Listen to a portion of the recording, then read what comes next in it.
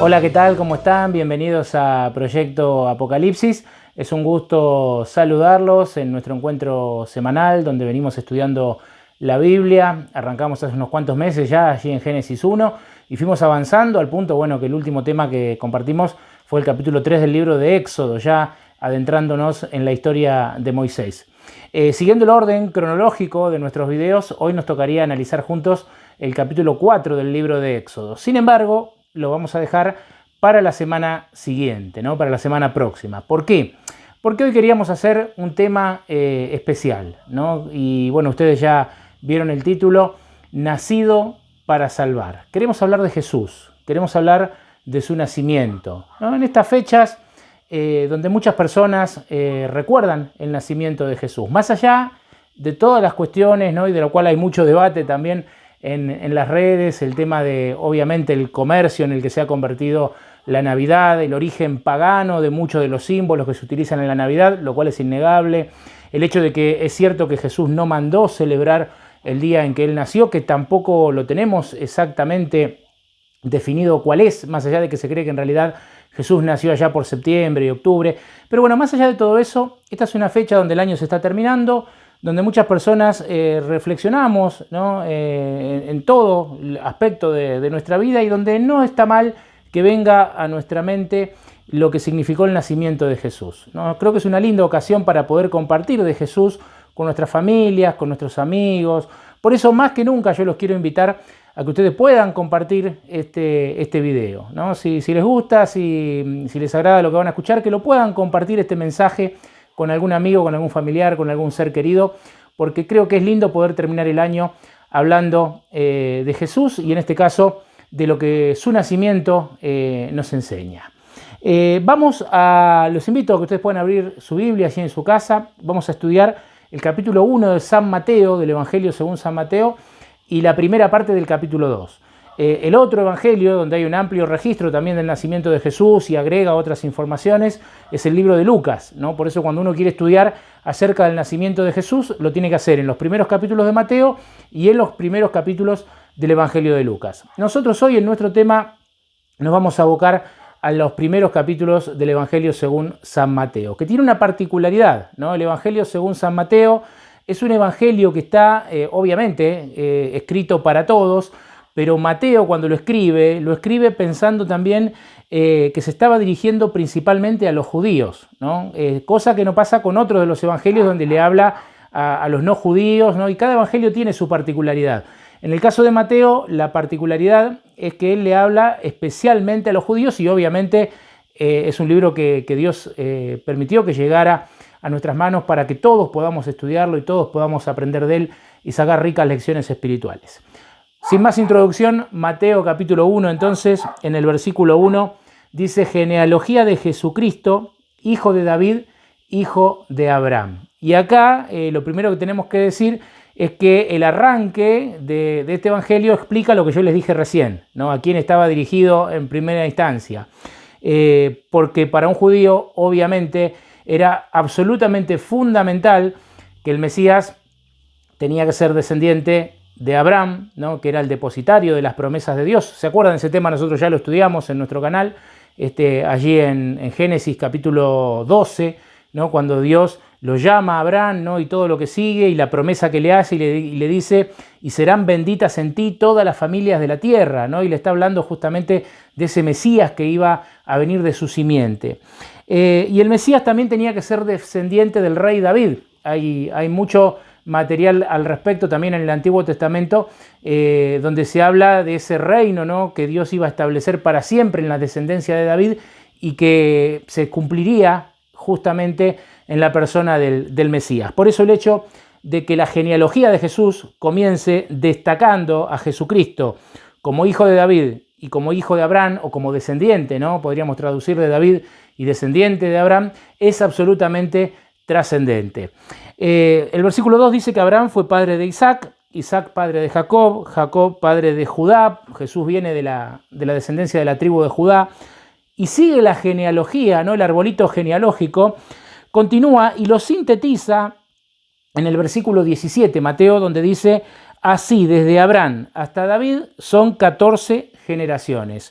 Desde David hasta la deportación a Babilonia, 14 generaciones, y desde la deportación hasta Cristo, 14 generaciones, ¿no? Ahí lo sintetiza y marca 3 etapas muy definidas y muy importantes en la historia del pueblo de Israel, ¿no? El pueblo que Dios había elegido para que sea luz en este mundo, no para que sea el único pueblo que se iba a salvar o para que sean los únicos dueños de la verdad. El propósito de Dios siempre fue que el pueblo de Israel transmitiera la luz al mundo, ¿no? Transmitiera el conocimiento de Dios a la humanidad.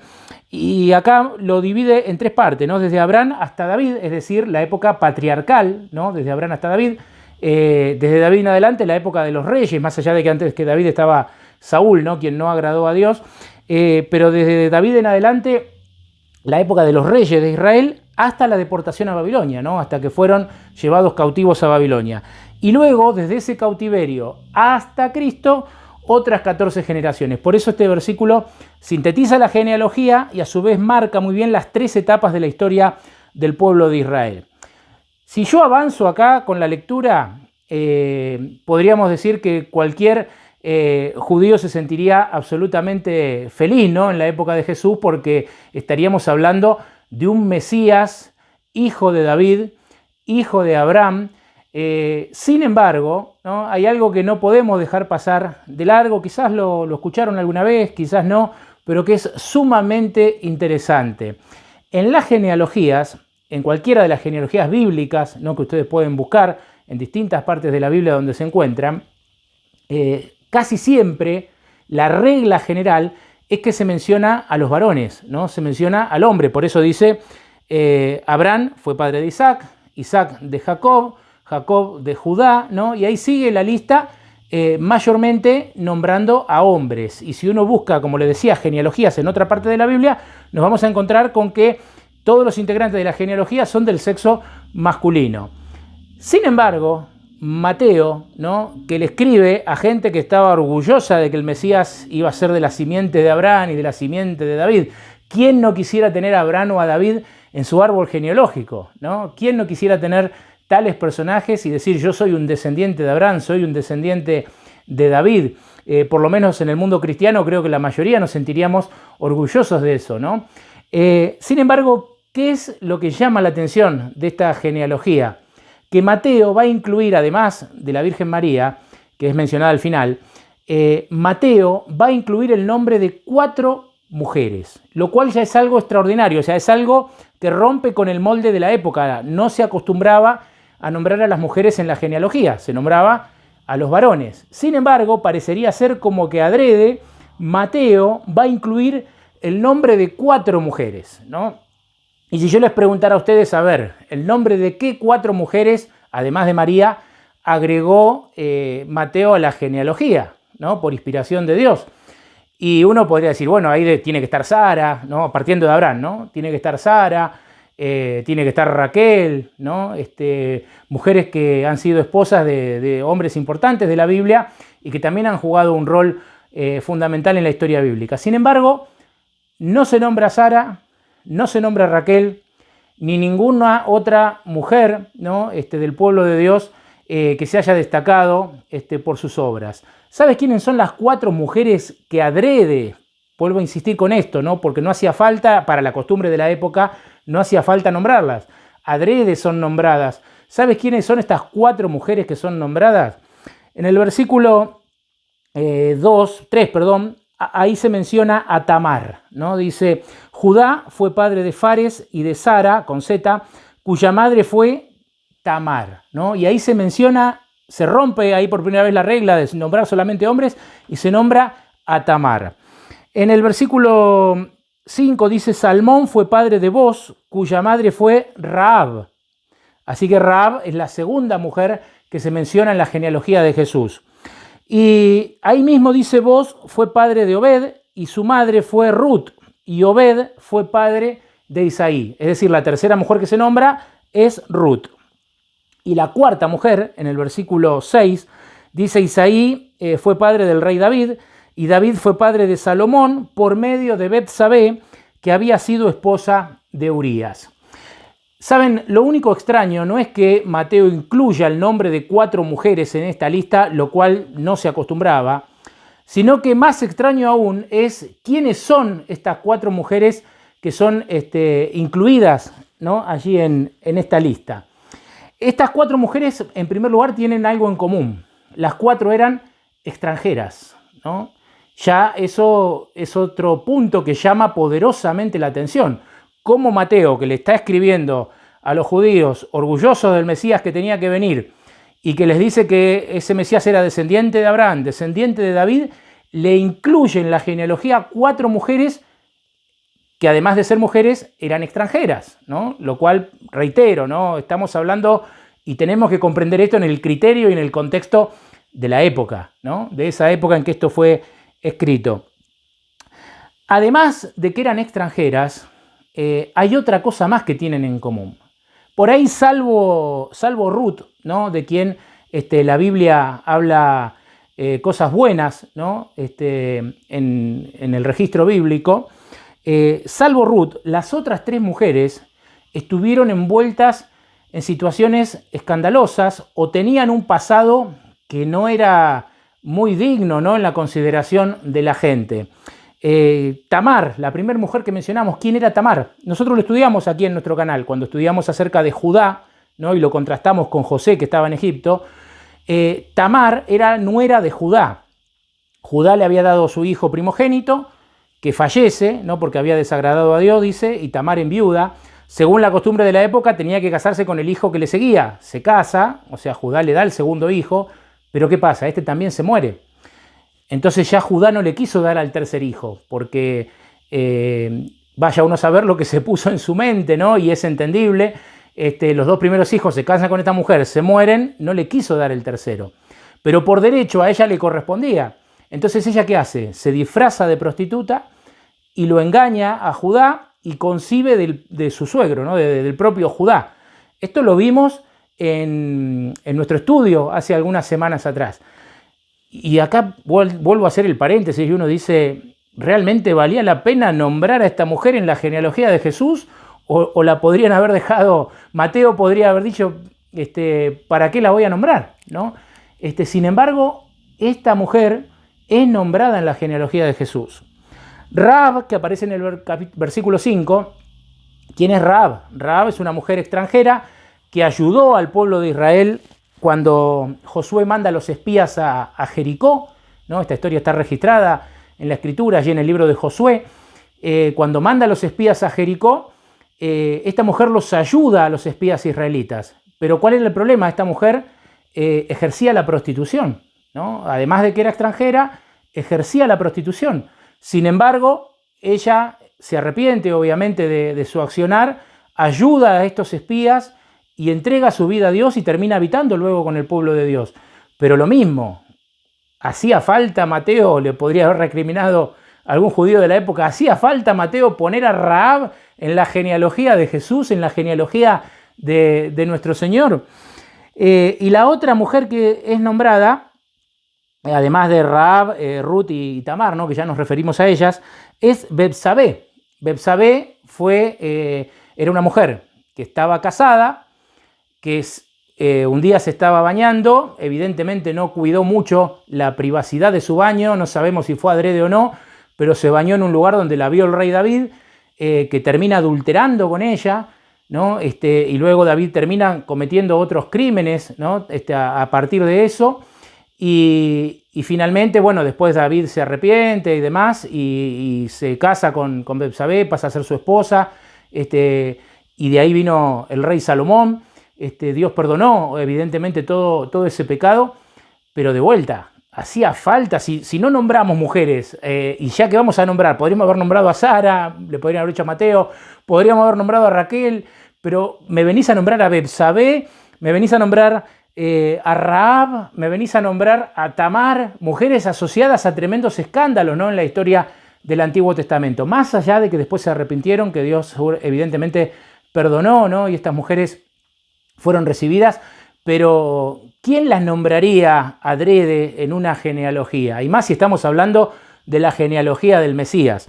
Bueno, ¿saben cuál es la explicación de todo esto? La explicación de todo esto la vamos a encontrar, si seguimos leyendo en el mismo capítulo, a partir del versículo 18, voy a leer para contextualizar bien. Cuando termina la genealogía, el versículo 18 dice: el nacimiento de Jesucristo fue así. María, su madre, estaba comprometida a casarse con José, pero antes que se unieran, se halló encinta por obra del Espíritu Santo.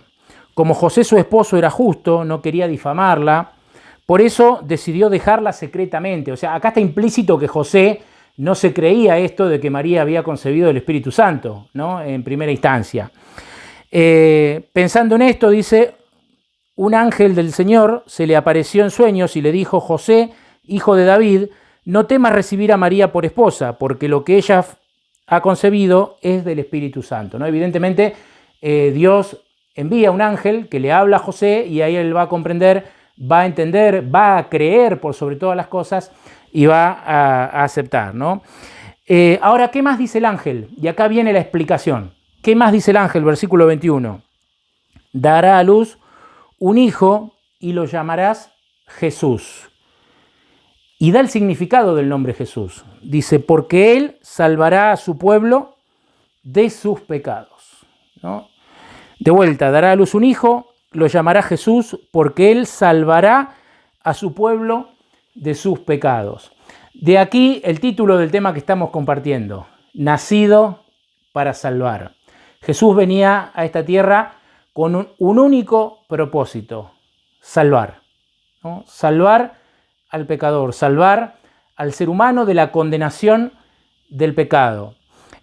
Algunos dicen que también el nombre Jesús denota en su significado cuestiones que tienen que ver con la generosidad de Dios. Y evidentemente es así. Dios ha sido generoso al enviar a su Hijo, ¿no? Al venir Él mismo, ¿no? A tomar la forma de Hijo y a dar su vida en rescate por un mundo que estaba perdido, por un mundo que se había desviado. Y ese Jesús que venía a salvar a su pueblo de sus pecados, no venía a salvar solamente a figuras como Abraham o a figuras como David.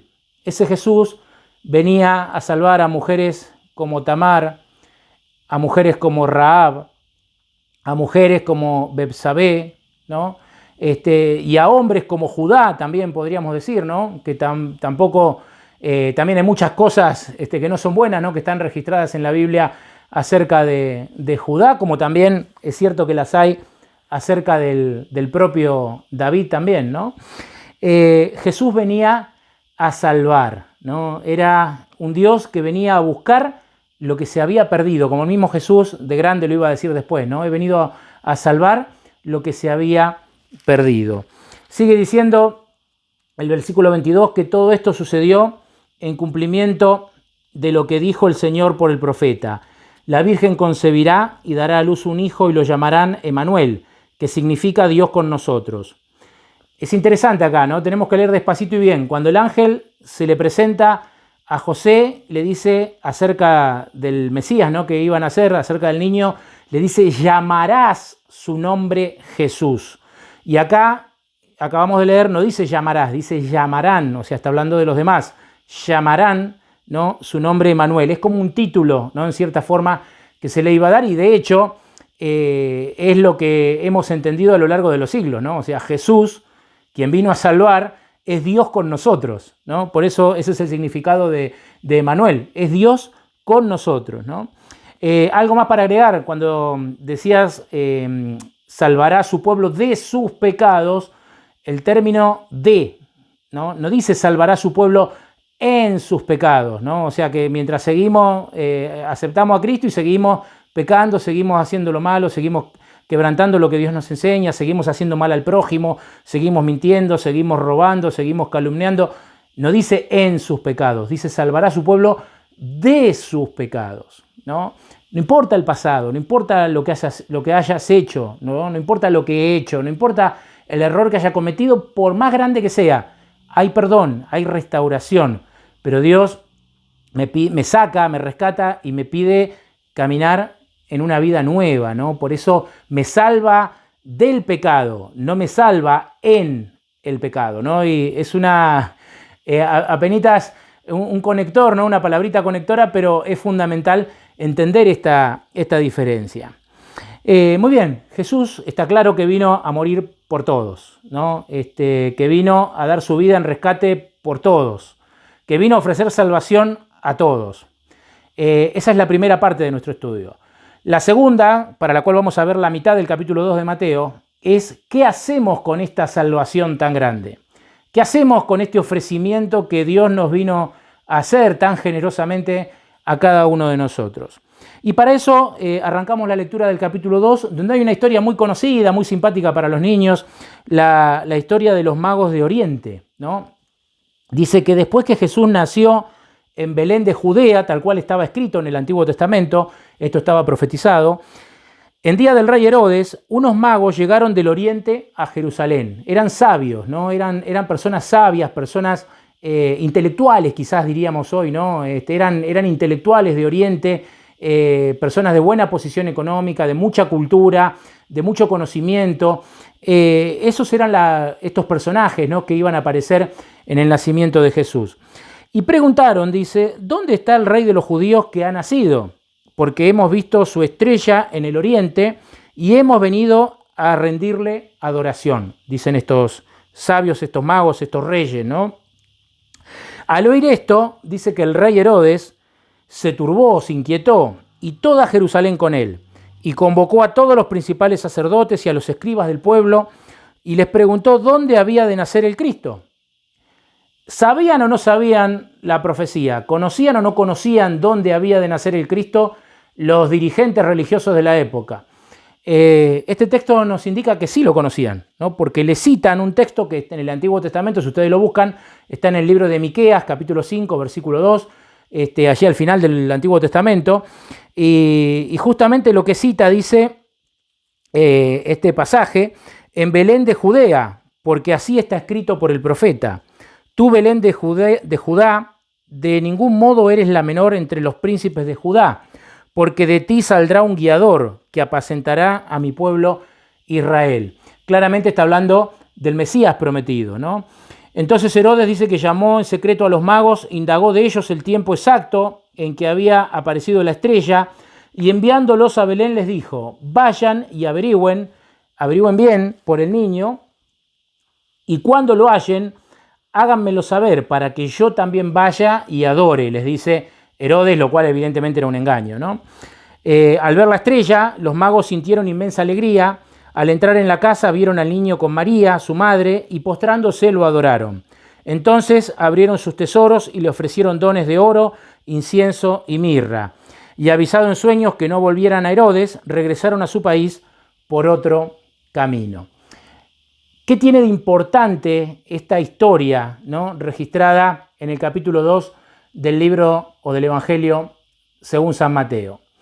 Lo importante que tiene esta historia es que nos muestra claramente las tres actitudes que todo ser humano a lo largo de la historia puede tener con respecto a Jesucristo, ¿no? Nos muestran las tres actitudes que todo ser humano puede tener con respecto a la salvación ofrecida por Dios en la persona de nuestro Señor Jesucristo. ¿Cuáles son esas tres actitudes?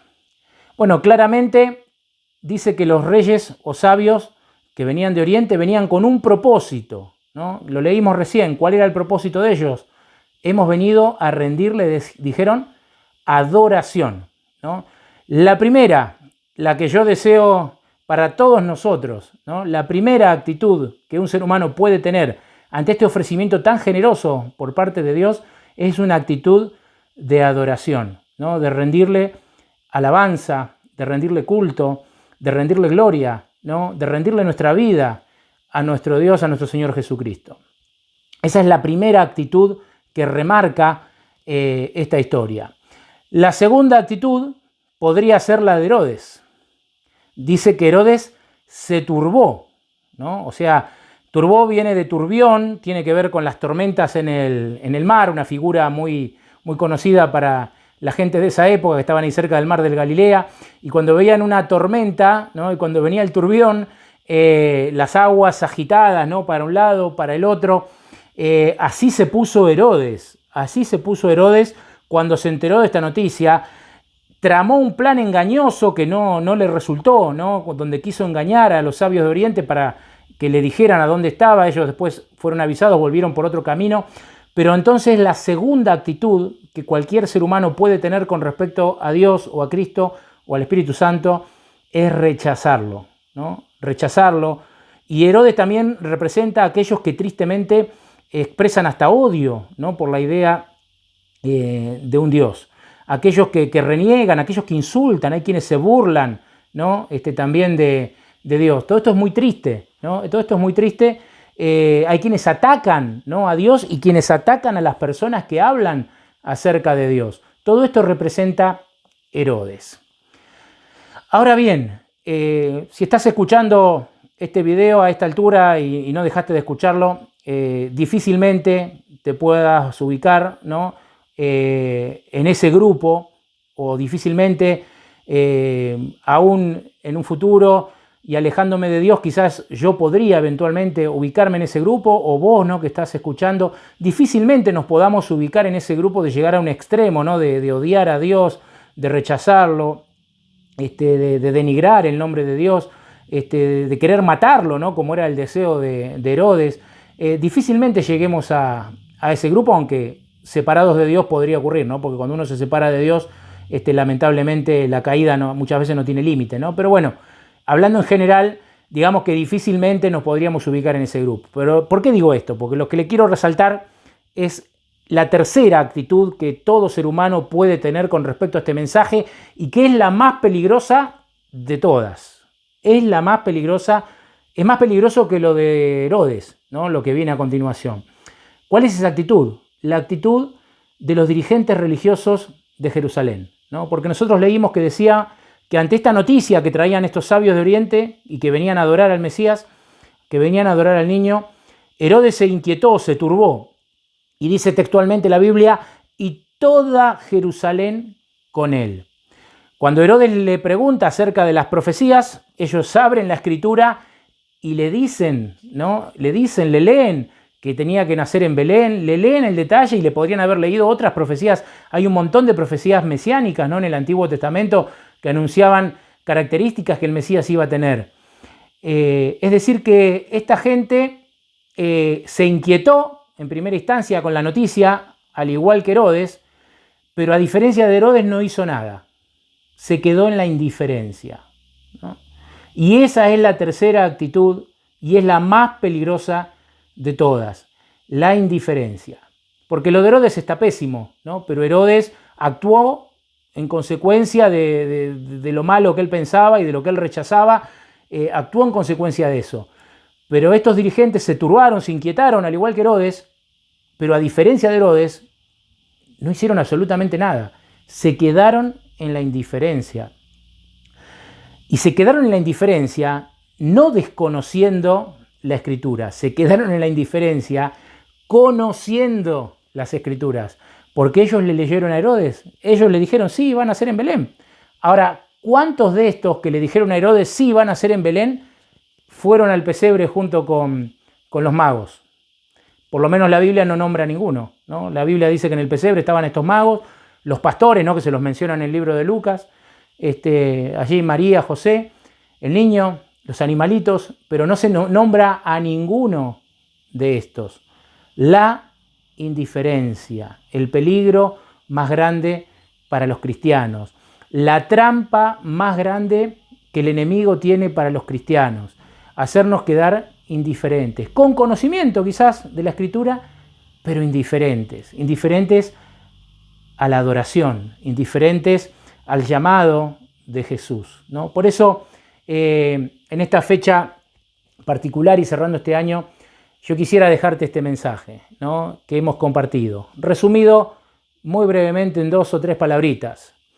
Jesús vino a salvarnos, nacido para salvar. Jesús vino a salvarnos a todos, por eso en su genealogía hay incluidas personas que cometieron pecados, que se equivocaron y se equivocaron muy feo. Y Dios no se avergüenza de colocarlas allí en la genealogía, porque Dios no se avergüenza de nosotros.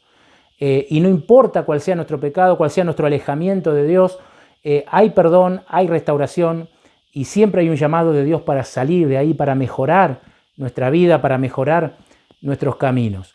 Ahora, ¿qué hacemos con esta maravillosa noticia?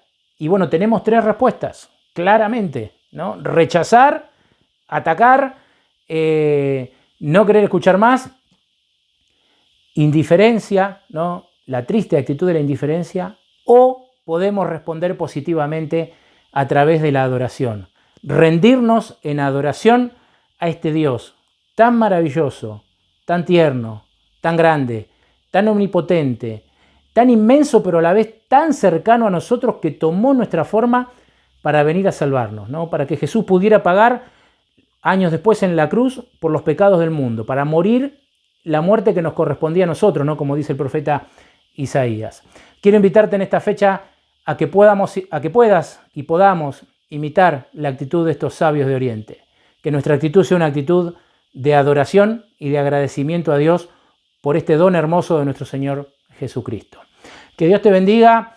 No te olvides de compartir el video. Hoy más que nunca, no te olvides de compartirlo con algún amigo o alguna amiga que le pueda servir este mensaje. No te olvides de suscribirte a nuestro canal.